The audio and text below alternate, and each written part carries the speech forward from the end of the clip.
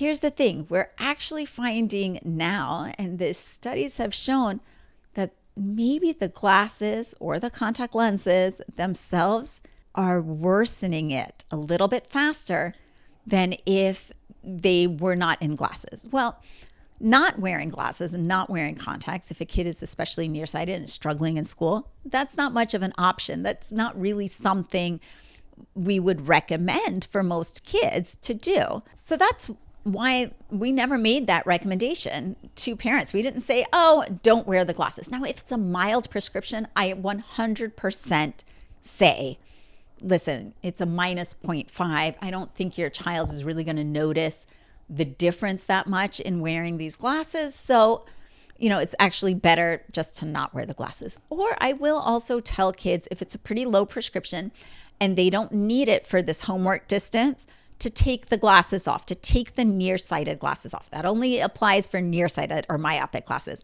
Does not apply if your child is farsighted or has astigmatism, because they need those glasses to see up close. But if they are nearsighted, which is all we're talking about today, if they are nearsighted, then they should remove the glasses when they're doing near work if they don't need them to see up close. Now, there are some kids who are so nearsighted, they 100% need, even at these really up close distances, they need those glasses. But let's get back into that truth bomb I let off, that the glasses are making the prescription worse. And here's the thing. The standard single vision glasses, the standard glasses that we've been giving out for hundreds of years. You see those all those old movies and old pictures. People wear glasses for a long time now. I should probably know when that started, but I don't. But they are single vision glasses. And what that means is they help bend the light, like I just said, onto the retina. But where they're bending it is onto the centermost aspect of the retina. Now think about it. The eyeball is curved and the glasses are pretty straight. So they make a plane where they are focusing the light onto the center of the retina, but the eyeball's curved. So in the periphery of the retina, where's the light focused? It's actually focused behind the eyeball. And again, nothing we could do about that. That's all there was.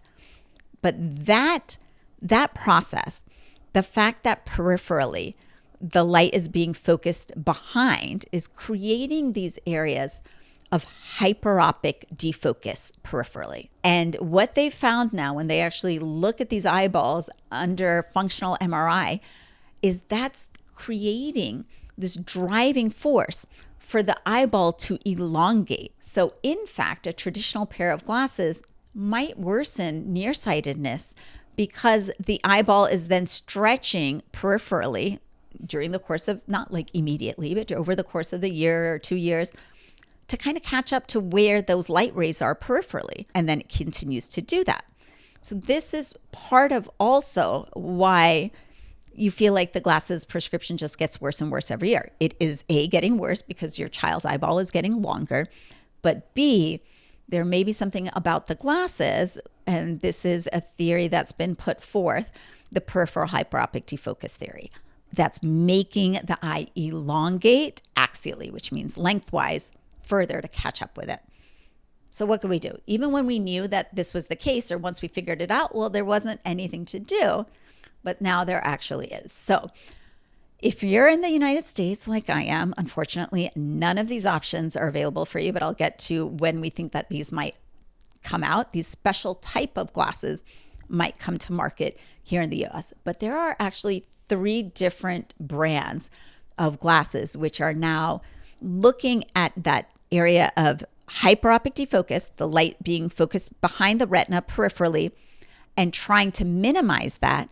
And they have shown that they slow the worsening of nearsightedness in kids. So this is really groundbreaking. So I'm going to use the brand names when I talk about these because it's just much easier to find them if you're looking for places to purchase them online. And honestly, I can never remember the generic names, and it's just easier for me. So the first of these is manufactured by a company called Essilor, and the type of glasses is called Stellest, Stellest. So Stellest lenses. And the way these glasses are different than a traditional lens is It's got this clear central zone, which is corrected for the distance that the child needs to see far away.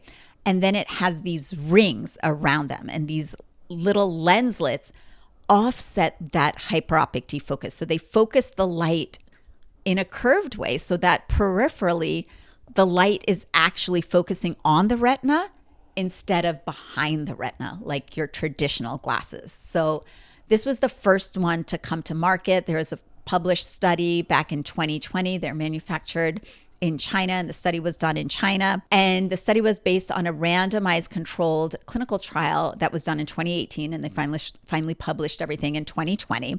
And they showed basically a 60% reduction in worsening of nearsightedness in kids with these glasses.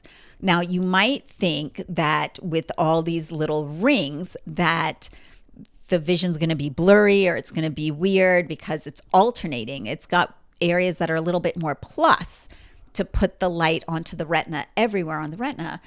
But it actually isn't. I've held up these lenses myself. They look clear. They feel the exact same to most kids as a regular pair of glasses. So they don't really notice the difference with the lenses because the pupil size changes, your brain just adapts to them.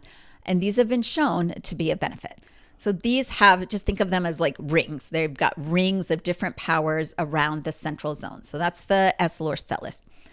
The second type to come out is Hoya, is the company name, and the name of the lens itself is called a MiyoSmart. And this uses a slightly different technology. So the Stellest Essilor uses HALT technology, which is highly aspheric lens technology. This uses DIMS. I know everybody in ophthalmology we like our acronyms, and they're so hard to remember. DIMS stands for Defocus Incorporated Multiple Segments. So it's basically doing the same thing where it's trying to counter that hyperopic defocus of the regular traditional lenses on the periphery. But instead of doing rings of different zones, it has these little lenslets. So think of it like a honeycomb type pattern. And that's all scattered throughout the lens itself. And again, you've got this central clear zone, and then you've got these little, like a ring of these tiny little lenslets around them. When you're looking at any of these glasses from the outside, they look exactly normal. They look just like a regular pair of glasses. You don't see these lenslets. You don't see them.